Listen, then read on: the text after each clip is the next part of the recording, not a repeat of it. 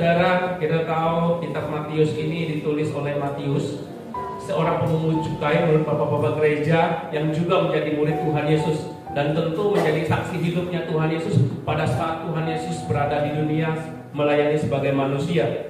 Nah, Bapak Ibu Saudara yang dikasihi oleh Tuhan Yesus, kitab Matius pasal 24 dan 25 ini berbicara tentang akhir zaman, tentang nubuatan. Apa itu akhir zaman? Apa itu nubuatan? Sesuatu yang akan terjadi di kemudian hari. Tuhan Yesus menyampaikan pesan ini kepada orang percaya, kepada para murid, kepada orang-orang yang mengikuti Dia pada saat itu. Dan hari ini kita juga mendengarkan khotbahnya Tuhan Yesus tentang akhir zaman. Dan pesan ini penting supaya kita tetap senantiasa berjaga-jaga. Bapak Ibu Saudara yang dikasihi oleh Tuhan, hari ini kita melihat perkembangan teknologi luar biasa. Setelah Perang Dunia Kedua, komputer diciptakan sebesar ukuran rumah ini, saudara. Sangat tidak portable, sangat sulit dioperasikan. Steve Jobs dan Bill Gates menciptakan sebuah komputer yang bisa diletakkan di atas meja, yang sekarang masih banyak yang menggunakan. Setelah itu muncullah lagi perkembangan luar biasa, kami menciptakan laptop yang bisa dibawa kemana-mana. Dan hari ini komputer itu bisa disimpan di saku yang berbentuk HP. Perkembangan yang sangat luar biasa. Pada tahun 1945, sekitar 78 tahun yang lalu, ketika Hiroshima Nagasaki dibom dengan bom atom, ada 140.000 manusia mati, termasuk yang terkena radiasi. Itu sudah canggih sekali Bapak Ibu Saudara. 78 tahun yang lalu manusia sudah menciptakan sebuah bom atom yang bisa memusnahkan banyak orang dalam waktu sekejap. Lihat juga di berita bagaimana Israel dengan Hamas dan bagaimana Israel mempertahankan supaya mereka tetap aman. Mereka menciptakan Iron Dome yang bisa meledakkan roket di atas udara dan mereka selamat dari serangan-serangan itu. Ribuan datang tapi mereka bisa hancurkan di atas udara. Itu perkembangan yang sangat luar biasa. Yang hari ini juga kita akan belajar nanoteknologi. Saya pernah nonton film Iron Man 3 di Plaza Indonesia di Jakarta. Waktu itu tahun 2013. Manusia berubah jadi robot dengan menggunakan alat yang kecil, suruh manusia menjadi robot. Berkembang terus semakin hari, alat yang digunakan itu semakin kecil, tapi bisa mengubah unsur tubuh manusia. Belasan tahun lalu di Baragia itu pernah dibuka satu film tentang akhir zaman. Ada namanya chip implan yang dipasang di tangan. Ukurannya bentuk beras. Setiap orang yang pakai itu ada maksudnya. Orang-orang yang pakai itu pengikut iblis, pengikut setan. Yang dikasih angka di dalam kitab Wahyu 13 itu 666, 666. Sekarang sudah belasan tahun kemudian, hari ini kita nggak tahu apakah dia tetap berubah sebesar beras atau dia lebih kecil lagi. Tapi yang pasti ikut perkembangan zaman, benda itu semakin kecil. Hari ini saya ingin mengajak kita untuk merenungkan Tuhan tentang berjaga-jaga. Kita tahu hari esok, tapi yang pasti hidup manusia di dunia ini 100% mati. Kita mengenal dosa, kita mengenal namanya kematian. Kita nggak tahu kapan, di mana, dan dengan cara apa Tuhan memanggil setiap kita. Tapi 100% kita di dunia ini pasti mati, akan kembali ke tanah. Roh kita akan kembali kepada Tuhan. Oleh sebab itu, hari ini sebelum Tuhan datang, kita harus berjaga-jaga. Kedatangan Tuhan ada dua hal. Yang pertama, Dia datang secara pribadi menjemput kita. Entah kita melalui sakit, entah kita kecelakaan, kita nggak tahu. Dan yang kedua, tahu Bapak Ibu Saudara, rapture, pengangkatan. Itu janji Tuhan bahwa Dia akan datang untuk menjemput setiap kita dengan cara rapture, pengangkatan. Kita harus senantiasa berjaga-jaga. Karena itu berjaga-jagalah, sebab kamu tidak tahu pada hari mana Tuhanmu datang. Tetapi ketahuilah ini, jika tuan rumah tahu pada waktu mana pada malam hari pencuri akan datang, sudahlah pasti ia akan berjaga-jaga dan tidak akan membiarkan rumahnya dibongkar. Pesan penting dua ayat ini aja, saudara. Dua kali disebutkan di situ apa katanya, saudara? Berjaga-jaga. Menurut kalimat asli Tuhan Yesus pada saat Dia berkhotbah saat itu. Ini kan khotbah Tuhan Yesus terakhir sebelum Ia ditangkap, sebelum Ia disalibkan, sebelum Dia dibunuh.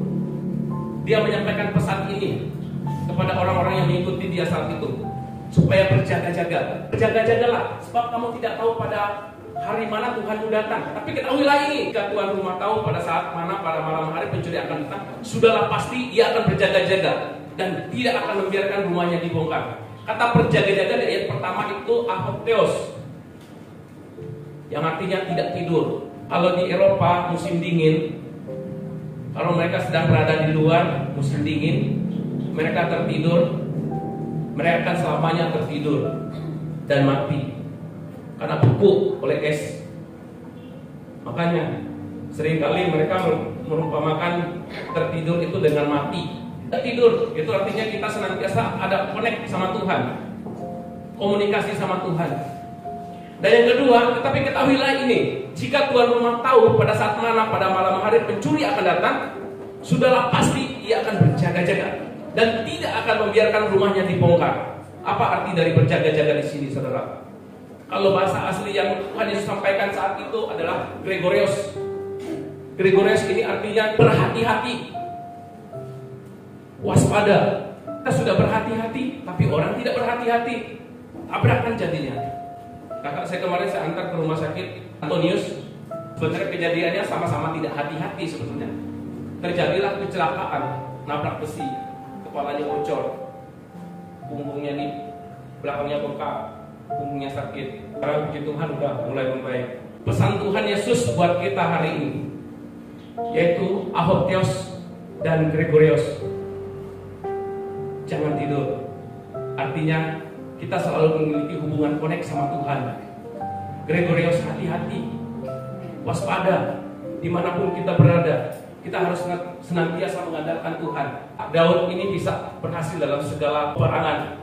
Ketika mengalahkan orang Filistin, dia bisa menang. Mengalahkan Goliat yang besarnya 3 hasta, yang besar, bisa menang. Rahasianya cuma satu, dia dekat dengan Tuhan. Dia bertanya sama Tuhan. Kalau dia dekat dengan Tuhan, bertanya sama Tuhan, artinya apa? Dia berhati-hati dalam menjalani tugas dan tanggung jawabnya, hidupnya. Dia berhati-hati, waspada. Tuhan, apakah aku harus berperang? Majulah. Maka dia maju. Apakah aku harus serang, Tuhan? Stop, tunggu. Kamu sembunyi di pohon-pohon ketau. Saat bunyi derak dan sebagainya, langkah musuh, baru kamu serang.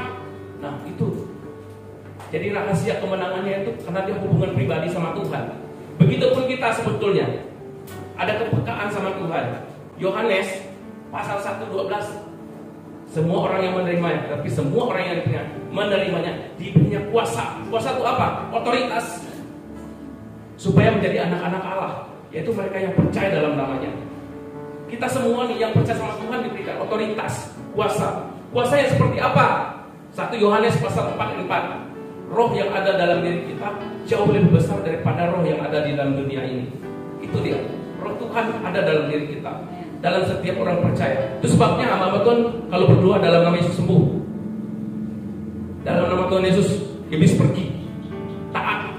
Iblis taat sama orang percaya, takut. Amin. Nah, Tuhan Yesus menggambarkan kedatangannya itu seperti pada zaman Nuh. Setelah mengenal dosa melalui Adam dan Hawa, muncul Kain, Habel, Henok, itu salah.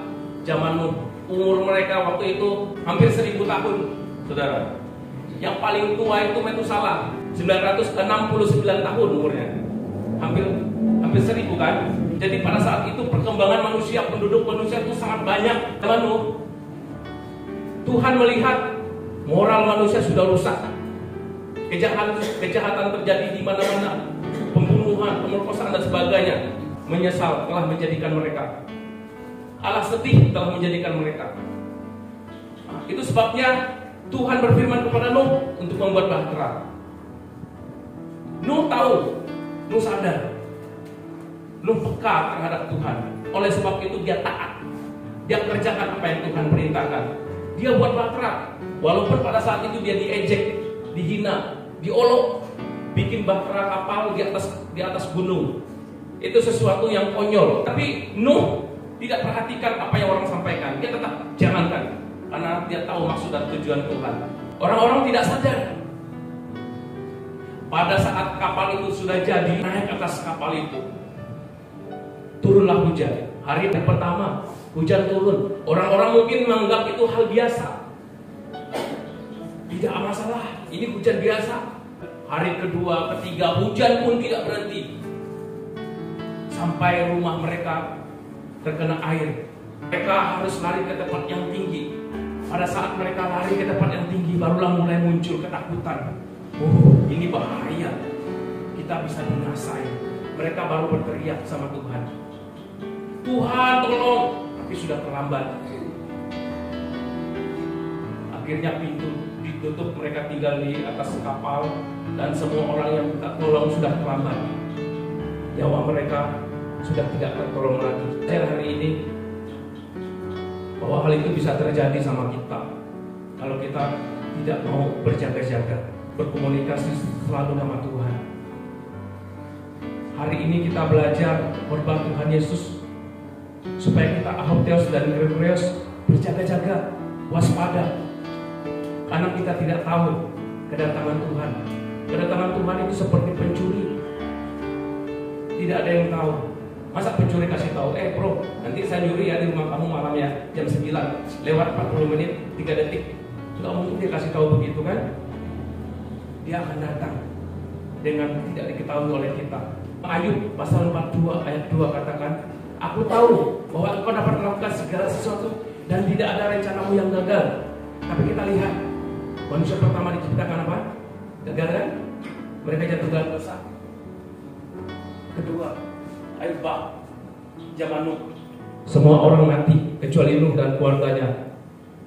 Kita lihat raja pertama Israel dari keturunan Benyamin, Saul, dipilih jadi raja Israel pertama, tapi ditolak oleh Tuhan. Yang lebih jelasnya lagi, murid Tuhan Yesus ada 12 yang bersama dengan Tuhan Yesus setiap hari, yang mengenal pribadi Tuhan Yesus seperti apa. Satu orang gantung diri, Yudas Iskariot. Apakah rencana Tuhan gagal, saudara? Tidak. Rencana Tuhan tidak pernah gagal. Yang menjadi kegagalan adalah orang itu sendiri, pribadinya. Dia tidak mau berada di pihaknya Tuhan. Dia merasa dirinya hebat. Dia merasa dirinya kuat. Apakah itu bisa terjadi? Orang percaya seperti kita? Bisa. Sama hamba-hamba Tuhan bisa terjadi? Bisa.